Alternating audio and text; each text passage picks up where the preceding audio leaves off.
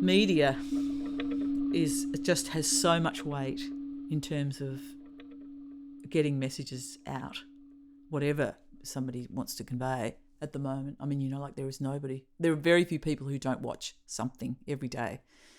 And so I think it's sort of an amazing opportunity to expose some stuff because it's not going anywhere. Once it's out there, it's out. So there's no taking it back. And, there's some very brave people who use it,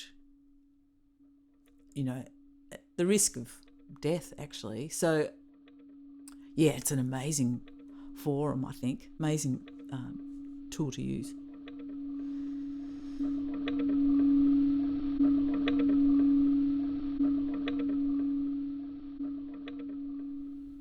Welcome to Season 5 of the Prima Donna podcast, Sonic Portraits of Australian Artists.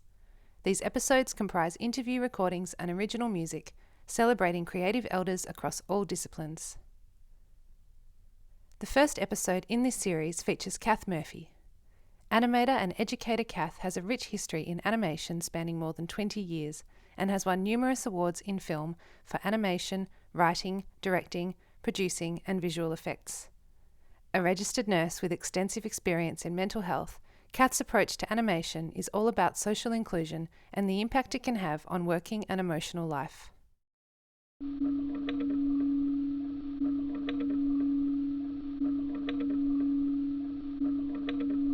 So my name is Cath Murphy and I'm an animator and I direct a project called Pollyanna Films, and I worked in the visual arts for a long time, started off in clay, probably illustrated since I was 5. So a lot of my work has a narrative sort of theme to it, which is probably why I ended up in animation, sort of an amalgam of visual arts and storyline, which is my favourite thing.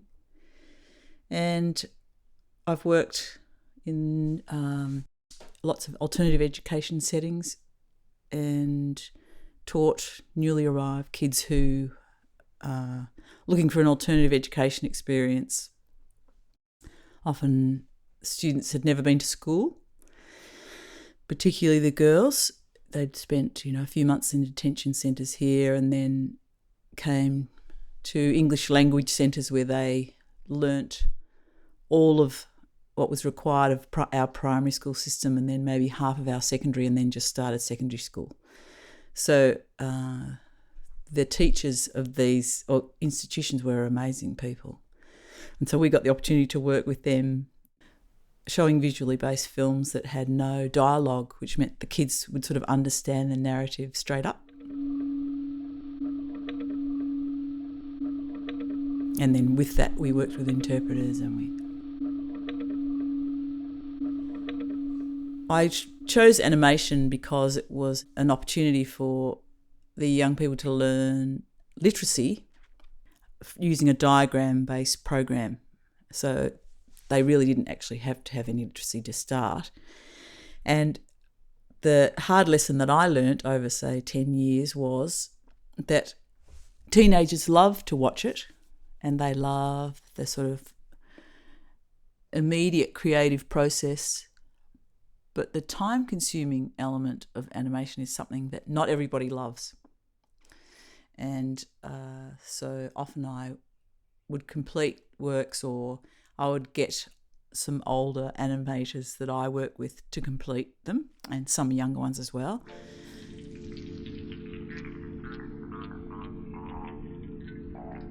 And so where our project has ended up is that we now work with older women who have not had the opportunity to have a sort of digital education experience or very little education experience, which of course impacts on their employment opportunity.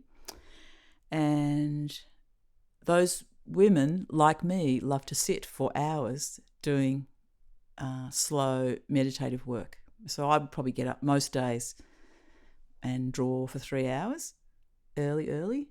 And I have probably, I think, so let's say I started maybe 30 years.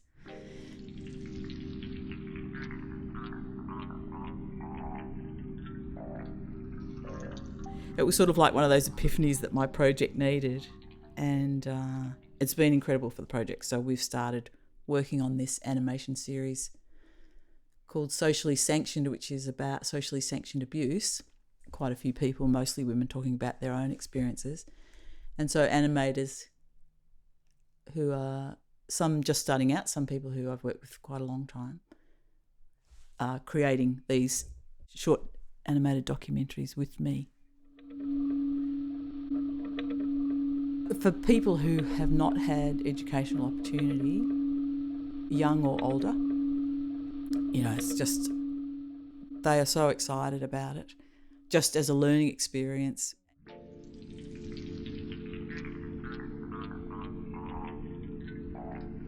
Often it's been word of mouth, and there's somebody who knows somebody who has had a complicated mainstream education experience, maybe difficulty reading or just, had some issues around traditional education experience. And there is absolutely no shortage. Like at the moment, I think for women older than 50, they're the greatest growing homeless demographic. And so we've actually formed a community relationship with the Whittlesea Community House, and a big part of their focus of their education program is for women who are unemployed, because the stats out there are, it's something like 20% for women over 50. So it's not a hard gig to fill.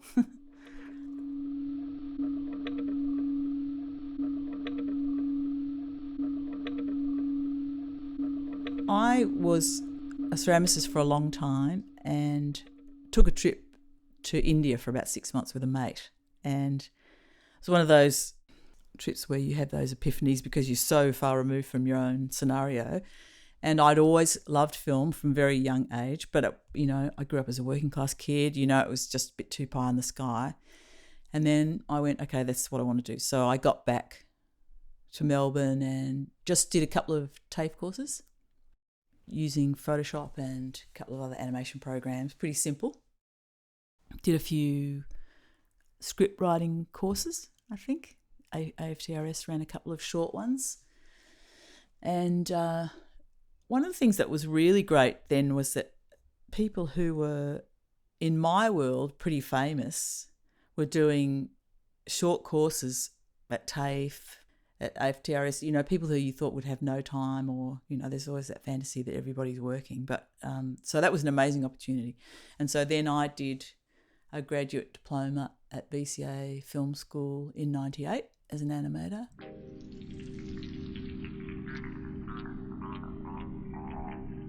Because I'd worked in clay for years, I actually ended up doing this under camera thing where I drew into clay. And so I created my animation doing that, which was lovely because it was a really full-on environment, fantastic, very stimulating, highly competitive, which was really a bit foreign to me. And to do this particular technique, I had to be locked away in a room, so I escaped a lot of heat. And so I got lost in that for the year. And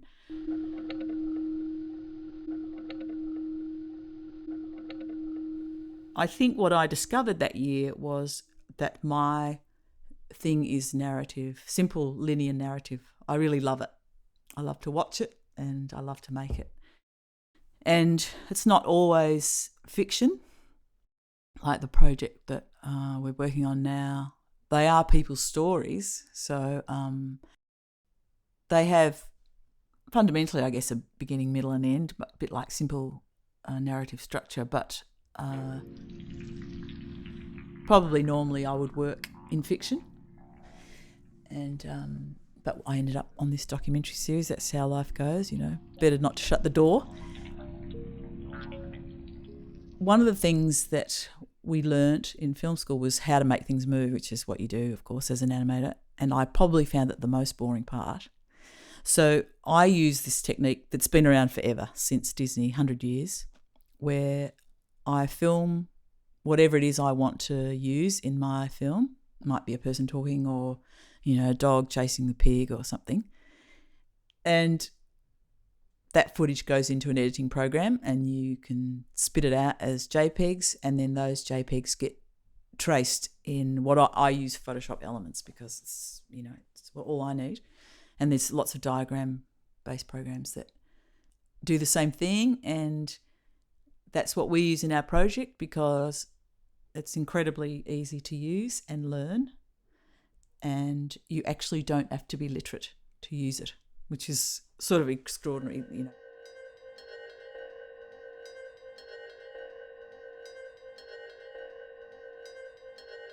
Animation takes you somewhere else.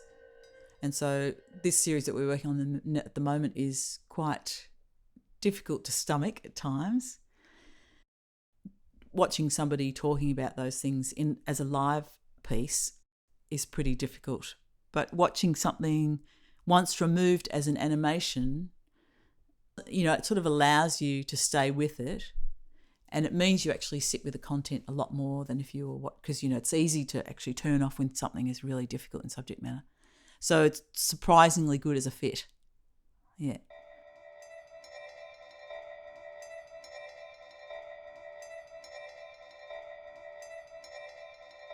Like when we were working with younger people and just, we were showing them really mainstream Pixar shorts that had no dialogue.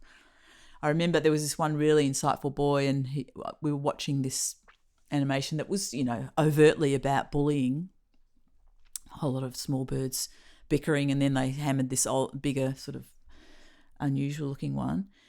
And what he said was, it reminds me of my relationship with my closest friend. Sometimes we fight. We don't even know why we fight. We can't bear to go there because the friendship is so important to us. And so if there's an avenue to deflect it, as in hammer somebody else, we sometimes do that. The complexity of it, if you just watch that, particularly as a teenager, I think, you'd feel lectured. If it was just somebody saying to you, can you see what you're doing, blah, blah, blah. So whereas the students were really receptive and they got it. It was a great process, actually.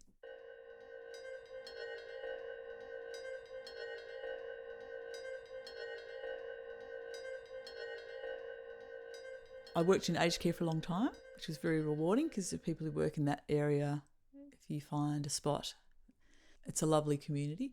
And then I ended up in adolescent mental health. And so a lot of the work that we did was about engaging young people who felt disenfranchised by a particular setup or, needing something else. And then I took a bit of time off, during COVID, and we did a bit of work remotely and all that sort of stuff. But yes, I still do, and I'm about to start working at the Austin on the kids unit.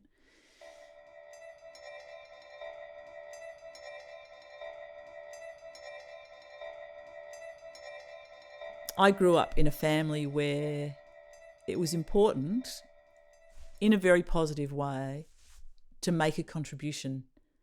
I think it's definitely influenced how I work. I think about what the culture I grew up in the 70s, where opportunity was much greater and the playing field was much leveler. And now I think we live in a very mercenary setup where the only way it can work is if most people actually don't earn quite enough. And so we're in a different spot socially than we've ever been, which is a shame. And I think it will change, actually. I feel quite optimistic.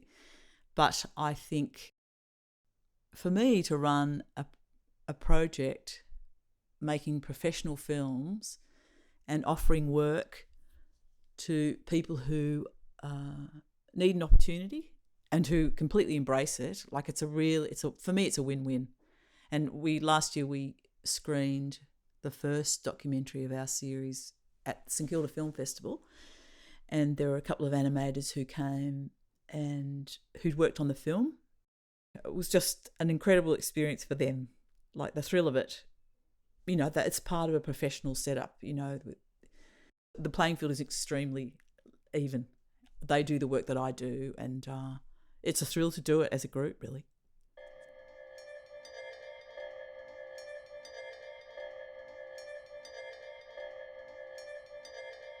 I happened to be living down near Apollo Bay, and I had a 3-year-old, and I could have nursed, but the hours are insane. So I went, okay, I better do something else. And I was working as a professional animator up until that point. And the thing that especially when you live in the country, you realise how little students have access to, just in terms of, educational experiences. So I started running these workshops. First was just the primary school next door, and then a couple of more remote towns down on the west coast, and it grew into the Rural Animation Project. And I remember we made this gorgeous film with the kids at this primary school about this boy who got taken up in a spaceship and blah, blah, blah. Anyway, one of the students at the school, you could really tell he'd embraced the project so much that it was potentially something he would do, having based on that experience. And they were having a local film festival, and they were only allowed to take a certain number of kids and adults. That was just because it was a whole lot of primary schools together. And so it had to be the senior kids, and he wasn't a senior student. I've never seen a child so upset. So I said to the head teacher, I don't know what you have to do, but this boy needs to go. They found a spot for him, of course, and he was just beside himself. He was so excited. And, I think that is a common experience when you offer something that just wouldn't have been an opportunity in an environment that is remote.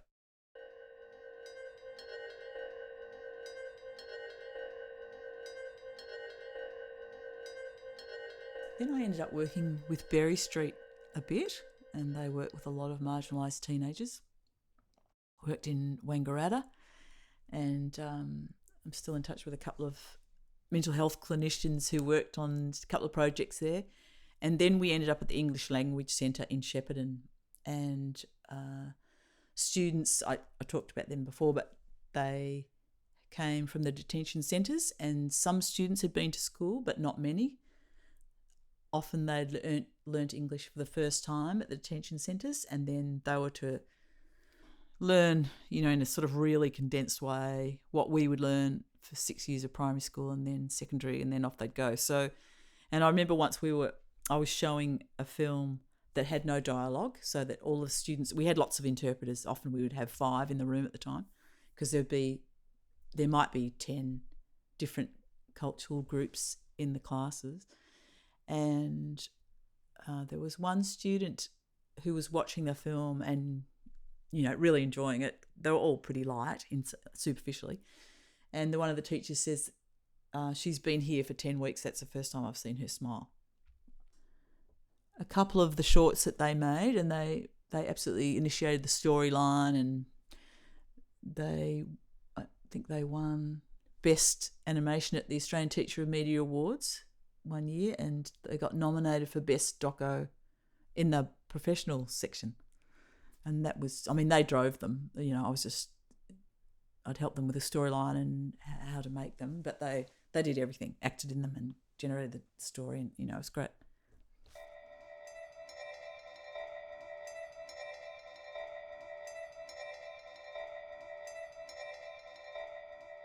One of the things that we used animation for was to try and reorientate a person's self-perception around their capacity to learn, because mainstream education is incredibly rigid, and if you have an average or a phenomenal memory, you'll get a top mark. But there's lots of different ways that people are designed to learn. It was a way of offering an alternative and challenging that. There's this thing in mental health, they call it a cognitive behavioural tool, and normally it would be about challenging phobias or notions, but in a way, to work on a project where let's say you draw 500 images, you are absolutely not in your head, which is what I love about it. So I'll get up in the morning and I'll go, okay, maybe I'll do a couple of 100 images or something, and I'll put my headphones on and I'll start to draw. And so everybody in life now, COVID was a real stark reminder of just how insanely busy we are. And so as soon as you wake up, your head starts, because you've got to do 45 things before you get in the car. This whole process for me stops it. That it is more than just about drawing. The whole sort of mental process is very peaceful. And I've been doing it for a long time and I still love it.